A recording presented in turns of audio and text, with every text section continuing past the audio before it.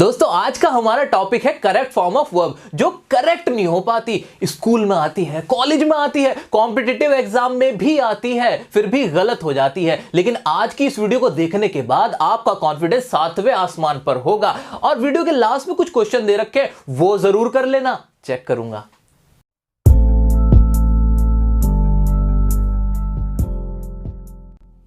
Guys, correct form of verb सुनने में कितना आसान लगता है ना, कि एक सेंटेंस दिया गया होगा और आपको वर्ब की सही फॉर्म लगानी है और आपका आंसर बिल्कुल करेक्ट। लेकिन एग्जाम में यही चीज बहुत भारी पड़ जाती है। ऐसा क्यों होता है? ऐसा इसलिए होता है कि जो आपका एग्जामिनर है ना, वो कुछ छोटे छोटे कॉन्सेप्ट उसमें डाल देता है और आपका क्वेश्चन भारी हो जाता है और आप फंस जाते हो। लेकिन अब मछली नहीं फंसेगी जाल में, क्योंकि वो छोटे छोटे कॉन्सेप्ट मैं आपके आज क्लियर कराने वाला हूं। उनको करने के बाद करेक्ट फॉर्म ऑफ वर्ब आप बिल्कुल सही करके आने वाले हो, ये प्रॉमिस है मेरा आपसे।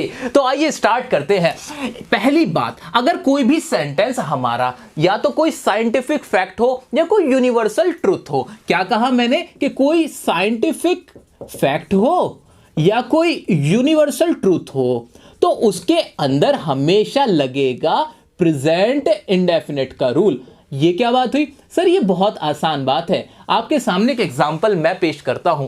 एग्जाम्पल है कि जो हमारी अर्थ होती है ना, वो सूरज के चारों ओर चक्कर लगाती है। क्या ये एक साइंटिफिक फैक्ट है? हाँ जी है, साइंटिफिक फैक्ट है, हमें पता है ये वाली बात। तो हम इसकी जब इंग्लिश बनाएंगे उसके अंदर हम प्रेजेंट इंडेफिनिट का रूल लगाएंगे। अब प्रेजेंट इंडेफिनिट का रूल क्या कहता है? यही तो कहता है कि वर्ब की फर्स्ट फॉर्म लगा दो, अगर सिंगुलर हो तो एस या ईएस भी लगा देना। यही तो होता है रूल। तो इसकी इंग्लिश बनेगी the earth revolves around the sun. ये होगा हमारा इसका आंसर। ऐसे ही यूनिवर्सल ट्रुथ, यूनिवर्सल ट्रुथ का मतलब क्या हो गया? सार्वभौमिक सत्य है। अरे जो सच पूरी दुनिया जानती है। जैसे 2 और 2 4 होते हैं, कहीं 5 भी होते हैं क्या? नहीं, बिल्कुल नहीं होते। मैथ्स वाले सर ने तो मुझे यही बताया था कि 2 और 2 4 होते हैं। तो ये भी क्या बात है? एक यूनिवर्सल ट्रुथ है। तो इसकी इंग्लिश बनाते हुए भी हम प्रेजेंट इंडेफिनिट टेंस की ही रूल लगाएंगे। ये बात क्लियर हो गई।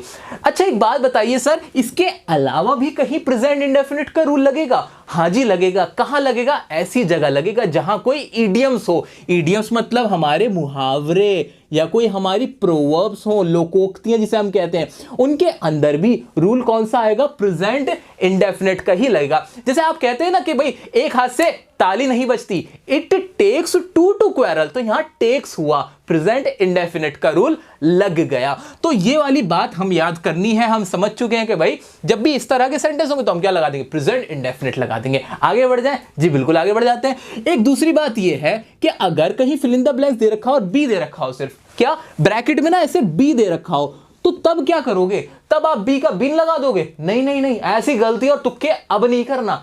इसका मतलब ये होता है कि वो जो आपको ब्लैंक दिया गया है ना, उसके अंदर या तो इज आएगा या एम आएगा या आर आएगा या वॉज आएगा या वर आएगा या बीइंग होगा या बीन होगा। उसका मतलब ये होता है।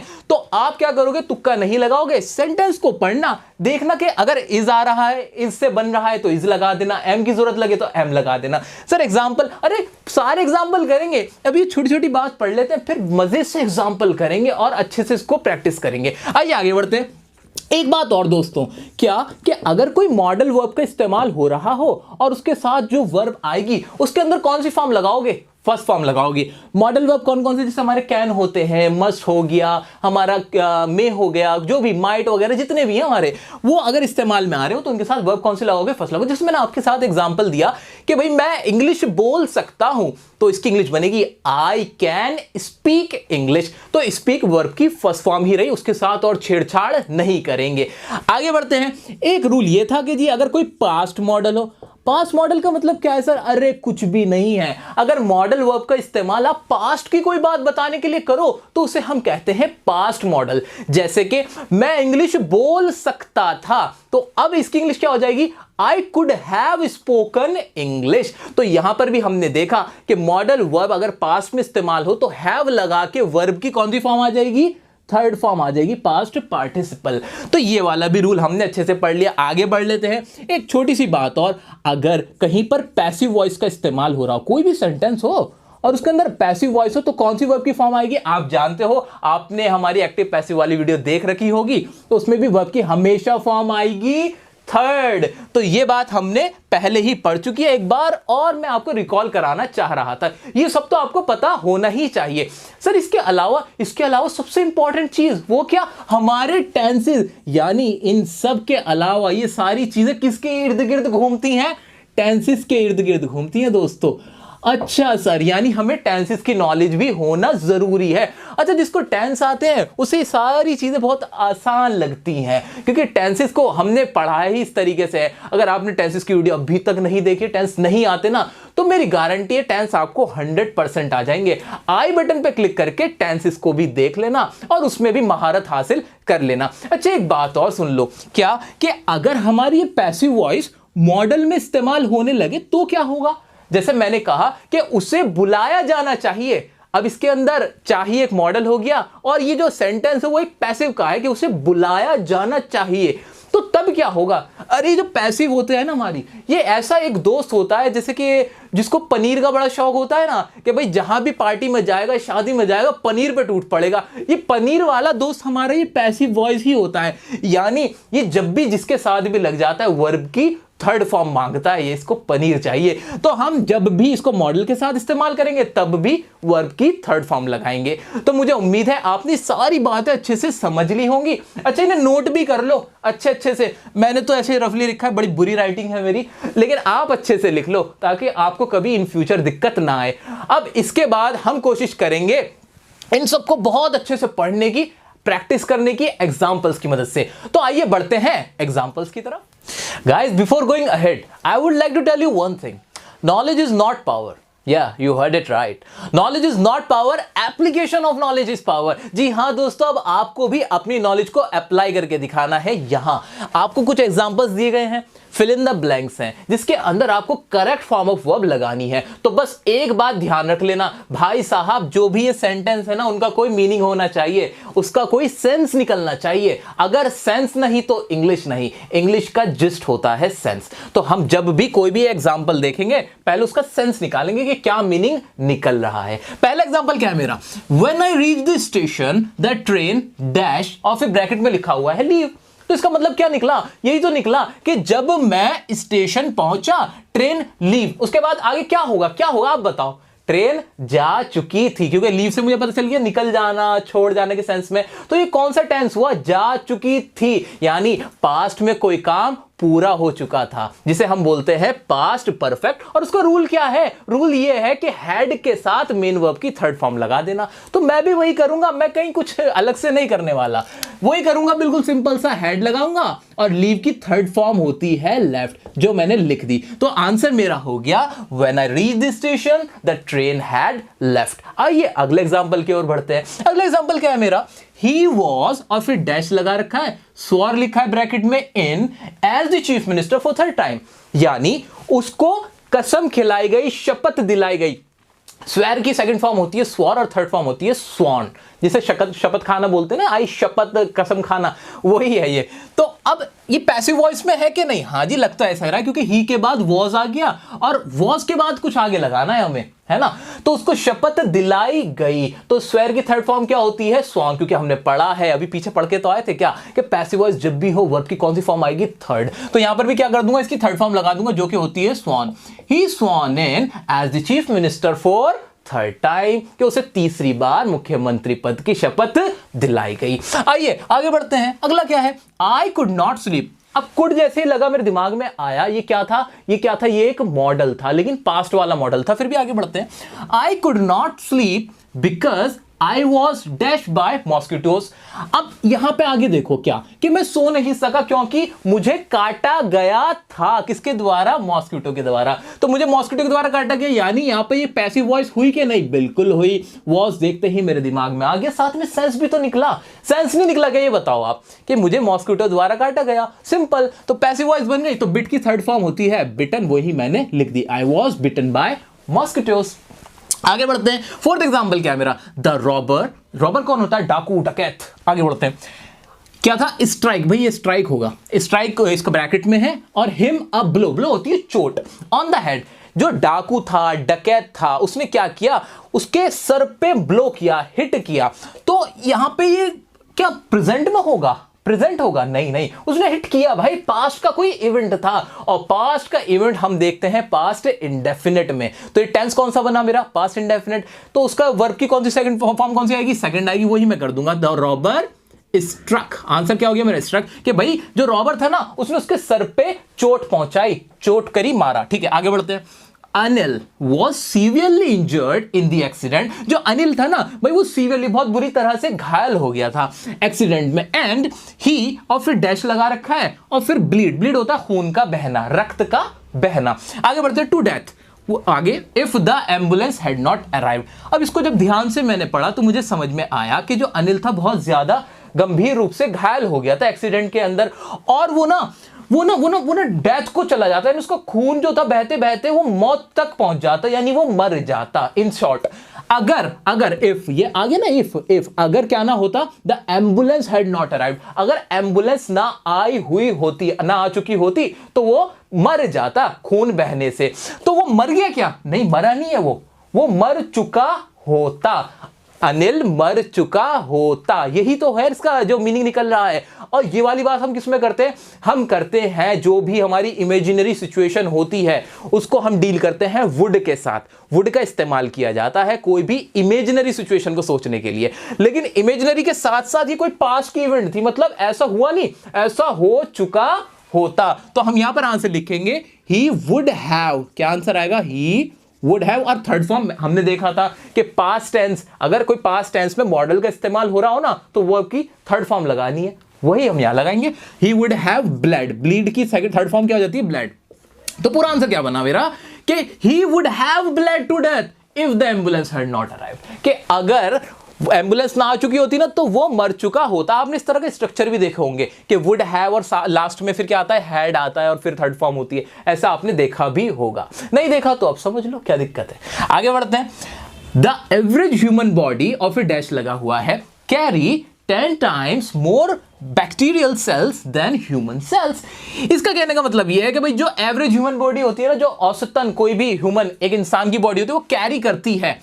अरे आंसर तो यही मिल गया, आंसर तो यही मिल गया। जी हाँ दोस्तों, यही आंसर मिल गया, बात ही खत्म। करती है, ती है आया लास्ट में। बताओ कौन सा टेंस? हाँ, प्रेजेंट इंडेफिनिट, बिल्कुल सही कह रहे हो। प्रेजेंट इंडेफिनिट का रूल क्या होता है? सिंगुलर है तो क्या लगा दो? वर्ब की फर्स्ट फॉर्म, साथ में SES, वही मैं करूंगा। कैरी का वाई हट जाएगा और ये क्या हो जाएगा? Carries, RRIES। तो आंसर हो गया the average human body carries 10 time. आगे का पढ़ने की भी जरूरत नहीं है, क्यों पढ़ूं मैंने तो यहीं पर आंसर अपना पकड़ लिया। आइए आगे बढ़ते हैं।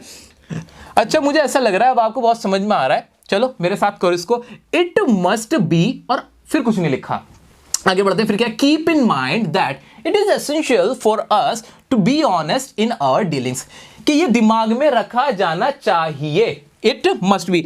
अच्छा, मैंने ना अभी जब कॉन्सेप्ट आपको बता रहा था, मैंने आपसे कहा था कि अगर हमारा कोई पैसिव वॉइस मॉडल के साथ इस्तेमाल हो, याद आया? हाँ याद आया, मैंने आपसे कहा था कि कोई भी हमारा मॉडल, ये हमारा मॉडल वर्ब हो गई कि नहीं हो गई? बिल्कुल, मस्ट एक मॉडल वर्ब है।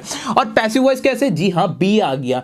बी के बाद जब भी कोई वर्ब आती है तो उसकी कौन सी फॉर्म लगाते हैं? थर्ड फॉर्म लगाते हैं। इसमें कहना है कि हमें दिमाग में रख लेना चाहिए, हमें दिमाग में रखा जाना चाहिए। इट मस्ट बी कैप्ट, जो ये चीज है इसको दिमाग में रख लिया जाना चाहिए। यानी यहां एक मॉडल भी है, ये एक अपने आप में पैसिव वॉइस भी है। तो यहां पर हम वर्ब की कौन सी फॉर्म लगाएंगे? कैप्ट। कुछ सोचने की भी जरूरत नहीं है, ये तो ट्रिक की तरह है कि अगर मॉडल वर्ब हो और साथ में पैसिव वॉइस हो, तो पैसिव वॉइस हमारा पनीर वाला दोस्त होता है, हम उसके साथ क्या लगाते हैं? वर्ब की थर्ड फॉर्म लगाते हैं। तो इसको हमने इसको हमने अच्छे से देख लिया। आइए आगे बढ़ते हैं।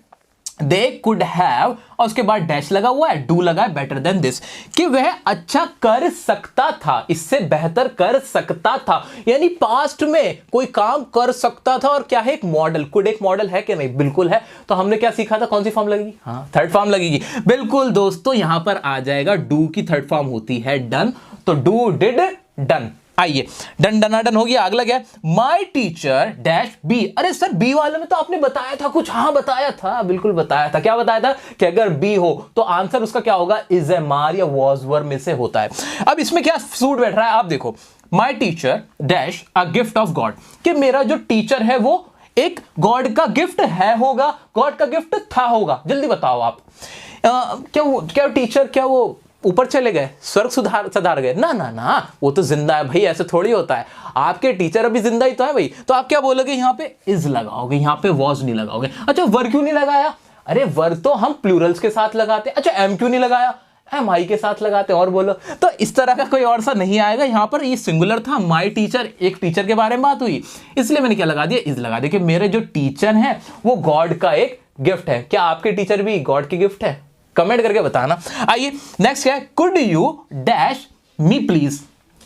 ये क्या था सर? अरे ये तो बहुत आसान था, इसको तो करने की भी जरूरत नहीं है। हमने कुड का मॉडल वर्ब, कुड को हमने अच्छे से पढ़ा हुआ, हमारी मॉडल वर्ब की वीडियो में भी पढ़ा है हमने, जो हमने आपके लिए मॉडल्स की वीडियो बना रखी है, उसमें हमने पढ़ा था कि कुड का इस्तेमाल एक रिक्वेस्ट के लिए भी किया जाता है।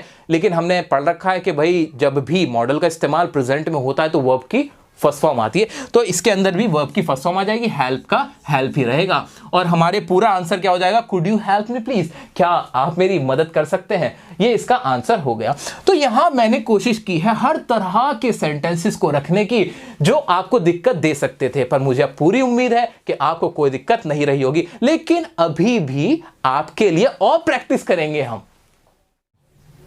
मेरे प्यारे दोस्तों, एग्जाम में करेक्ट फॉर्म ऑफ वर्ब के ऊपर तरह तरह से क्वेश्चन आता है, तो आइए उन टाइप्स को भी हम अच्छे से देख लेते हैं। तो मेरा पहला एग्जांपल है, I go to Agra to meet my friend yesterday. अब यस्टरडे जो है ना, ये इसे देखते ही मैं समझ गया कि कोई पास्ट में इवेंट हुआ है, उसके बारे में बात हुई है। और पास्ट में जो इवेंट्स होते हैं वो कौन से टेंस में आते हैं आप बताइए? जी हाँ, सही जवाब, पास्ट इंडेफिनिट के में आते हैं। वो पास्ट इंडेफिनिट का रूल क्या कहता है कि वर्ब की सेकंड फॉर्म, तो गो की सेकंड फॉर्म होती है वेंट, और मैंने भी झट से आंसर लिख दिया वेंट। अगला सेंटेंस क्या है मेरा, यू और फिर waste your time on PUBG for 2 months, कि आप पबजी पर 2 महीने से अपना समय बर्बाद कर रहे हो। यानी कोई काम कंटिन्यूअस चल रहा है और वो 2 महीने से चल रहा है। जहां कोई काम कंटिन्यूअस चलता रहे और टाइमिंग भी हमें पता हो, उसे हम कहते हैं प्रेजेंट परफेक्ट कंटिन्यूअस टेंस। जी हां, सही जवाब। तो इसके अंदर क्या हो जाएगा, इसके अंदर हो जाएगा you have been wasting.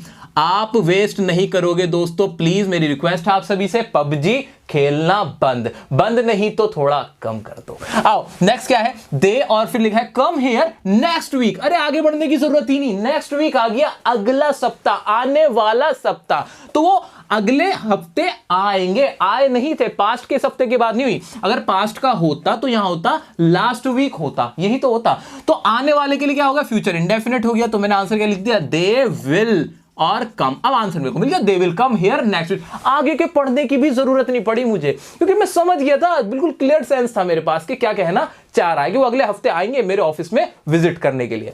Next क्या है मेरा सेंटेंस, रवि और डैश दे रखा है इन अ बैंक, नॉर्मल, और 4 ऑप्शन दे रखे हैं। इस तरह से आपका क्वेश्चन आएगा एग्जाम में। अब कैसे करोगे, अब नॉर्मल क्या है कि भाई रवि बैंक में काम करता है, उसके लिए मेरा झट से आंसर हो जाएगा वर्क्स। बिल्कुल वर्क्स मैंने लिख दिया। लेकिन एक बात बताओ, क्या इसका आंसर वर्क नहीं होगा कि रवि ने बैंक में काम किया? ऐसा नहीं हो सकता। हो सकता है, तब हो सकता है जब मेरे को ना यहां पर कोई हिंट दी गई हो। अगर मुझे कोई हिंट है, पहले कुछ और भी सेंटेंस से, इस सेंटेंस से पहले कुछ और लिखा हुआ होता ना, जिससे मुझे पता चलता कि ये पास्ट इंडेफिनिट है, तब मैं लिखता।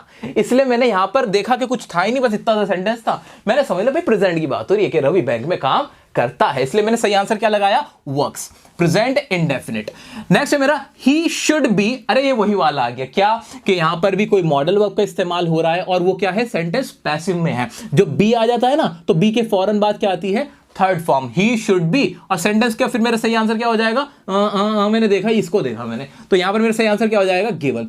ही should be given an opportunity to speak, उससे एक अपॉर्चुनिटी दी जानी चाहिए बोलने की। तो इसके अंदर मैंने आराम से पहचान लिया।